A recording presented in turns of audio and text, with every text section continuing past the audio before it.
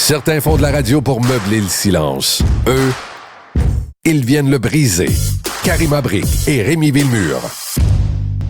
Je pense qu'on va clore là, la conversation autour de ce cas de dénonciation-là. Dans la messagerie texte, en tout cas, Olivier, c'est pas mal unanime. Là. J'ai même pas vu passer un seul commentaire d'un auditeur qui critique le fonctionnaire. Je pense que ça fait du bien aux gens de savoir qu'il y a des gens qui aiment peut-être plus le Québec que l'État du Québec, finalement, ou que l'État étant le gouvernement du Québec et son intégrité et sa réputation qui est parfois même un petit peu maquillée. Là. Ils sont là pour les bonnes raisons, en fait. Là. Mais là, on a un commentaire ici, 187 Cube Radio, je trouve ça super intéressant. Il dit donc, en gros, stoulé ou pas stoulé? Il dit, ouais.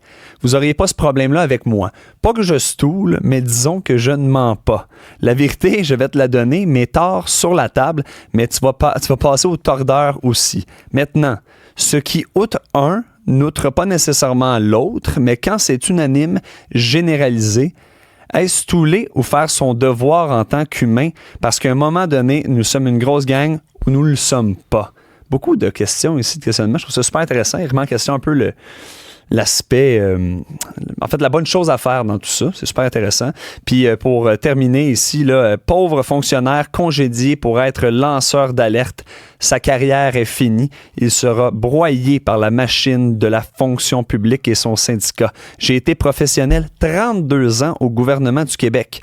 Les délégués syndicaux préfèrent snitcher les lanceurs d'alerte que de prendre une carrière de cadre, que de perdre, une carrière de cadre. Voici la devise pour survivre dans la fonction publique.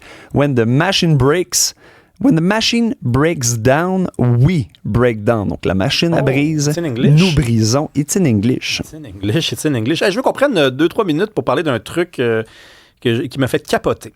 On le sait, la vie, ça coûte cher. Tout coûte cher. C'est rendu qu'un sac d'avocat, là, faut être avocat pour s'acheter ça. Franchement, là.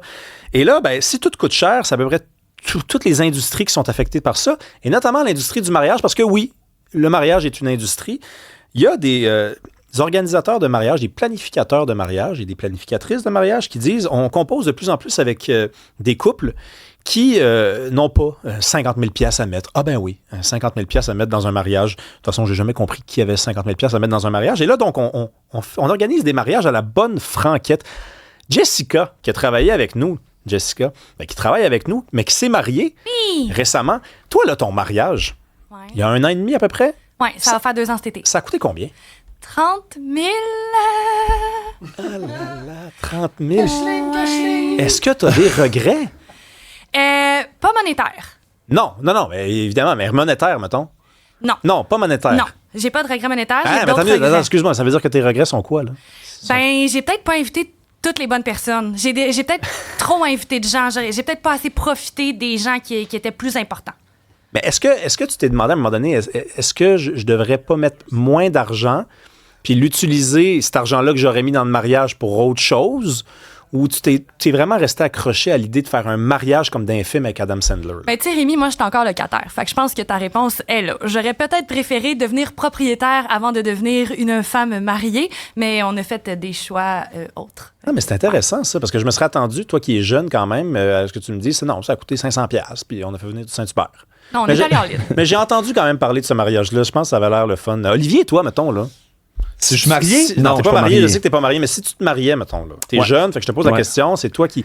On vit les jeunes avec une insécurité financière. Est-ce que tu préfères mettre de l'argent de côté, 30 000 $, mettons, puis te marier, là, comme Jessica l'a fait, ou faire ça à la bonne franquette?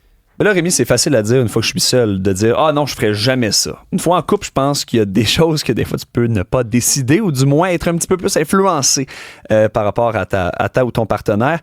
Mais là, je regardais les chiffres juste ici. Wedding Wire qui a fait un sondage, annuel sur le coût des mariages. On parle ici des mariages traditionnels. Donc, entre 30 000 et 42 000 $. Ça, c'est au Canada, d'accord? Ici, on y va un peu plus au Québec. Là, pour 80 à 100 convives, je sais pas, Jessica, c'était combien de convives qu'il y avait à ton mariage. Mais là, ici, on parle de 25 000 à 45 000 $. Donc, ma réponse, Rémi, est assez simple. C'est non. Parce qu'on parle ici d'une mise de fonds, là. Et oui, il y a certains mariages, par contre, que les convives amènent de l'argent. Tu sais, c'est comme, vous voulez avoir un repas gratuit, avoir telle ou telle festivité, amener de l'argent en échange. Et parfois aussi, les belles familles couvrent beaucoup les frais. Mais moi, dans mon cas, je pense que ce serait de ma poche directement. Et donc, non. Toi, de ton côté? Moi, écoute, je sais pas. Moi, je suis un gars très, très, très traditionnel. Fait que j'ai l'impression que je voudrais que ça soit le mariage qu'elle mérite. Moi, je suis pas méga fan là, de ça, mais je veux dire, moi, je considère que ce serait un cadeau noble et accueilli avec grande joie.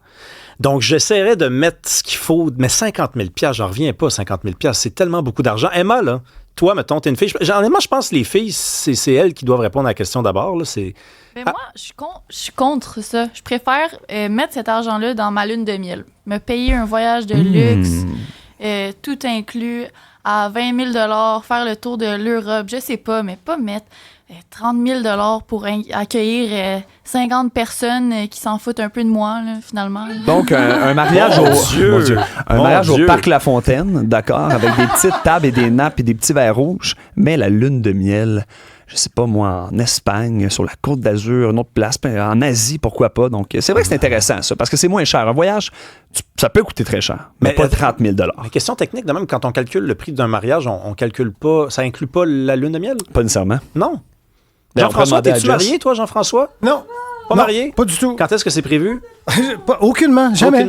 Mais toi, mettons que tu devais être marié, mettons que tu te transportes là, dans... C'est bon, là, parce que toi, c'est même pas prévu que tu le fasses, mettons. Est-ce que dans ton imaginaire, ça serait grandiose ou tu fais ça dans une ruelle entre Peel puis Metcalfe? La ruelle. La ruelle. Oui, c'est sympathique, c'est pratique. C'est sécuritaire. Oui, c'est sécuritaire. Et c'est surtout, évidemment, pas cher. Mais là, je t'ai encore sonné. Je viens d'apprendre que Philippe Richard Bertrand, il y avait 200 invités à son mariage. Richard Bertrand, on va parler. C'est un entrepreneur, tu sais, c'est sûr que fait lui, pas les choses à là, moitié. non, fait pas les choses à moitié. Il est riche à craquer. Lui, il prend 2 places de stationnement en arrière parce que c'est comme une Porsche avec doublé d'une Ferrari par-dessus. Fait que ça savais prend... pas. Mais il doit être encore plus riche que ça parce qu'il paraît que c'est son père qui a payé le mariage. Tu lui demanderas tantôt, on va le recevoir.